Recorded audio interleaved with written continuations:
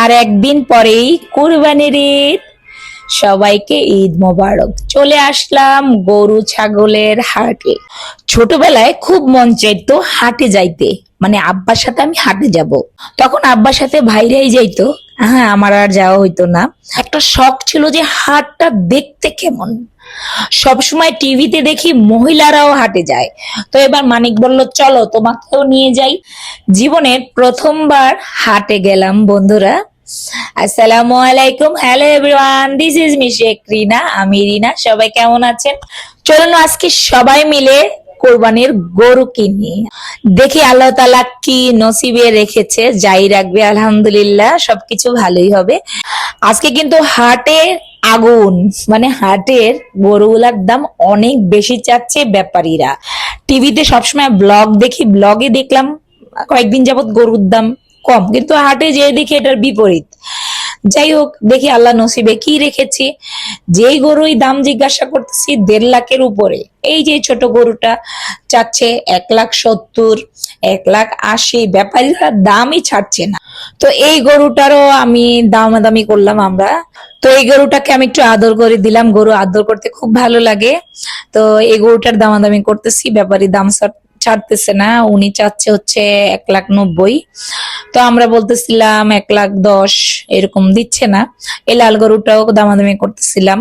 আর হাটে প্রচুর কাদা, যেহেতু সারা রাত বৃষ্টি হয়েছে, বৃষ্টির কারণে কাদা, বৃষ্টির কারণে ভাবছিলাম গরুর দাম একটু কমবে, কিন্তু কোনোভাবেই তারা গরুর দাম কমাচ্ছে না বন্ধুরা।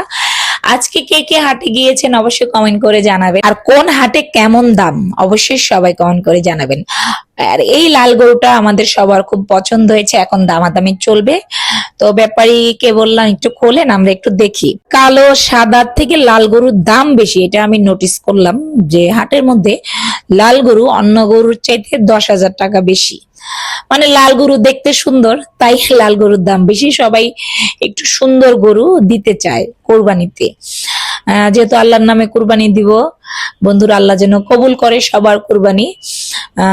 তো কুরবানি দিতে পারতেছি, সেজন্য আল্লাহর দরবারে হাজার হাজার শুকরিয়া, আলহামদুলিল্লাহ সকল কিছুর জন্য। তো এই ব্যাপারই ভাই মাত্রই আসছে, উনি ট্রাক থেকে গরু নামাইছে, তখনই আমরা যাইয়া দামাদামি করতেছিলাম। গরুটা সবারই খুব পছন্দ হয়েছে। দেখুন গরুটার যেমন কালার, সেরকম চোষ, সেরকম হচ্ছে শরীরের গঠন, সব মিলিয়ে আলহামদুলিল্লাহ গরুটা সবার পছন্দ হয়েছে। এখন হচ্ছে দাম, ব্যাপারী সাহেবের সাথে খুব দামাদামি হচ্ছে। উনি বলছে একটা দাম, আমরা বলতেছি আরেকটা দাম। চলুন দেখি এখন কি হয়, গরু নিতে পারি কিনা নাকি আরো ঘুরতে হয়। তো আমরা যে দামটা বলতেছিলাম উনি দিচ্ছিল না, উনি বলতেছে হবে না।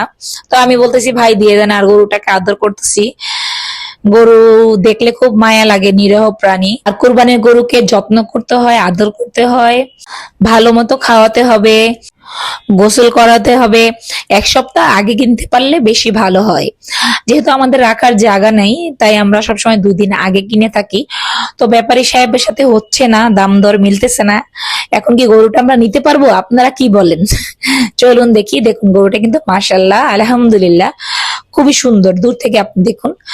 তো গরুটা আলহামদুলিল্লাহ ব্যাপারী সাহেবের সাথে দামাদামি করে আমাদের হয়ে গেল। সকল কিছুর জন্য আলহামদুলিল্লাহ, আল্লাহ তাআলা যেন সবকিছু সহজ করে দেয়, আল্লাহর দরবারে হাজার হাজার শুকরিয়া। তো বন্ধুরা, এখন চলে যাবার পালা, হাট থেকে বের হয়ে যাচ্ছি। চারিদিকে খুব কাদা, আর এদিকে গরু, সেদিকে গরু, ট্রাক, ছাগল। আসলে গরু হাটে গরু কিনা অনেক কষ্ট। এখন বুঝি যে বাবা, আমার আব্বা কত কষ্ট করে গরু কিনতে, কিন্তু প্রতি বছর আমার হাজবেন্ড গরু যে একা একা কিনে, অনেক কষ্ট করে কিনে। গরু হাটে বেড়ানোর জায়গা না, তো আবার নিয়ে আসা, যেটা রাস্তা দিয়ে হাঁটায় আনাটাও আরো বেশি কষ্ট। দেখুন বন্ধুরা, গরুটা কি পরিমাণের পাগলামি করতেছে। আমি তো ভয় পাচ্ছিলাম যে রিলসে দেখি, টিকটকে দেখি যে গরু দৌড় মারে। যাই হোক, আল্লাহর দরবারে হাজার হাজার শুকরিয়া সকল কিছুর জন্য। আলহামদুলিল্লাহ বাড়ির কাছে চলে আসছি।